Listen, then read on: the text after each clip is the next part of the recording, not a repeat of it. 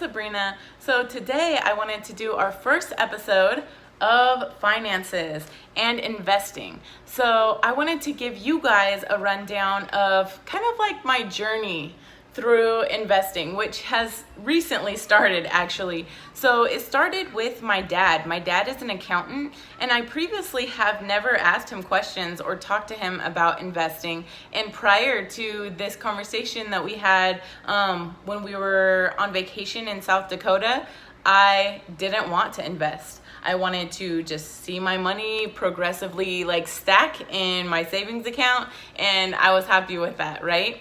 And so I always kind of wondered like, oh, other people are so rich and wealthy because they do this or do that, but that's never going to be me. Like, I'm just going to be able to like save whatever I can save and then spend as little as I possibly can. And after I talked to my dad, I realized like people get wealthy because their money works for them. And after I started talking to him, I started doing tons of research on seeing exactly how I could make this work for me. And so now I have a hardcore 5-year plan, and I plan to retire in 5 years. So I'll be about 35, 36 years old. So I wanted to give you kind of like an idea of how I got into this mindset, because it's a drastic change in what I was thinking beforehand.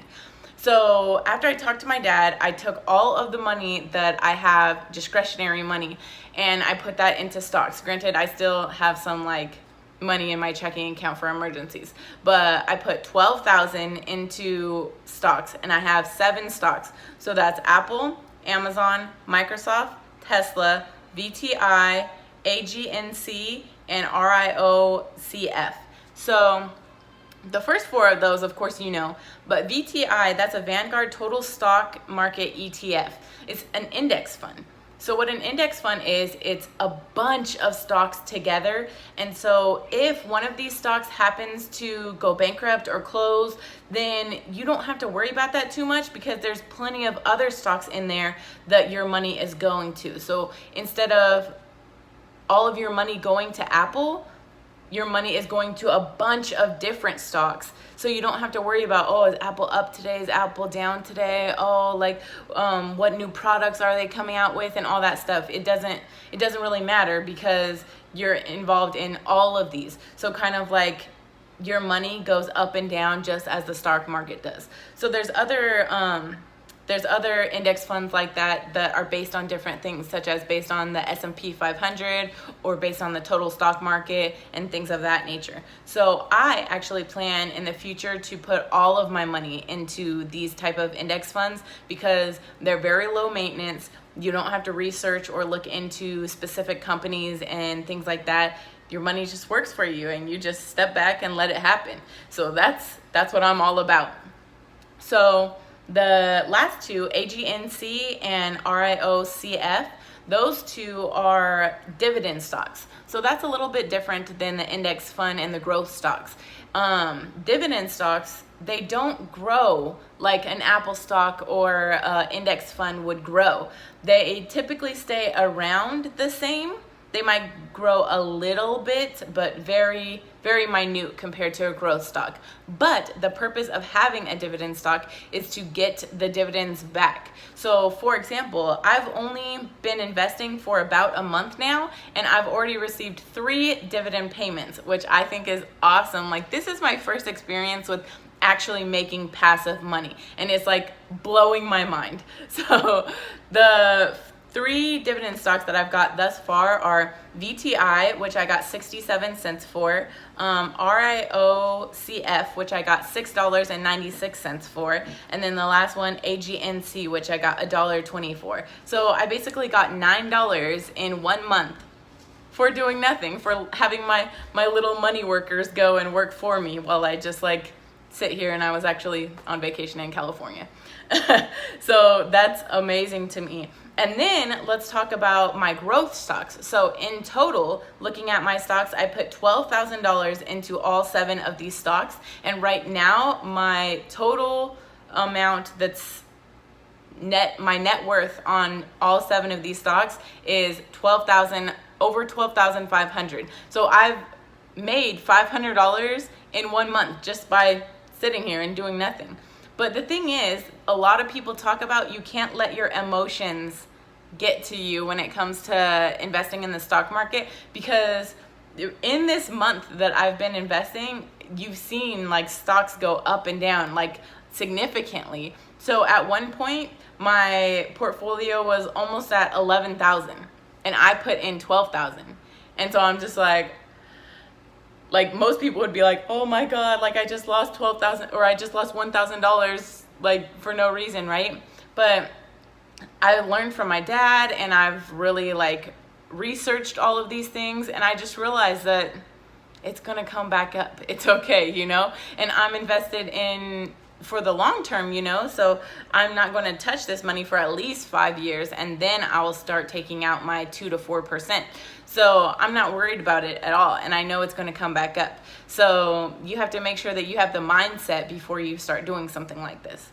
So let's talk about my future goals with the 4% rule. So I just said taking out the 2 to 4%, but I haven't really talked about what that means yet. So the 4% rule basically states that if you take out 4% of your portfolio, so everything that you have in like investments in the stock market, if you take out 4% every year, then you should never touch the principal of what you put in your account. So for example, if I put in, let me show you on a calculator. If I put in $100,000 into the stock market, and then I wanted to take out 4% every year, so times by 0.04, so $4,000 is 4%. So that's how much you can take out annually. So divide that by 12, so you get $333 monthly from your investments, right? And that's not ever going to touch the initial $100,000 because you're getting 7 to 8% interest every year on average. So you're never going to touch the $100,000, and you're just going to be living off your interest. So if you can get to a point where you can only live off of 2% of your entire portfolio, then that other 2% is going to stay in there and compound over years. So your money will be growing for you as you're taking a little bit out every year. So my goal is to get to 500,000 before I retire, which is in about 5 years. So 500,000 times 0.03, I want to take 3% out. So that's 15,000. So then divide that by 12. So then you get $1,250 every month. So I'll have that much to live off of every month, which to most people in America, they're like, there's no way you can live off of that. But first of all, we're living here in Mississippi right now, and we live off of like less than $1,250. But second of all, we don't plan to retire in America. We plan to retire in Tanzania and Zimbabwe initially, and then after that, we'll go where the wind takes us. But we plan to live in very cheap countries. So this is going to be plenty sufficient for us. And then we probably won't even spend all of this, and then we'll maybe even take 2% out. So those are just things that you can think of when planning your retirement. So take whatever the calculation is, take whatever you spend annually, so your cost of living. So let's say the average person's cost of living is maybe like $50,000 a year in America, let's just say. So then you times that by 25. So you would need $1,250,000 in your investments in order to retire. And then when you take out, so times it by 0.04, and you get your 50,000. So as long as you take out 4% every year, once you hit 1,250,000, you'll be able to retire, live comfortably, and never have to work again. So this goes along with the FIRE movement, financial independence, retire early, and I am very much so in this community of people who just want to live simply and free. I think you would probably call me more of like a lean FIRE.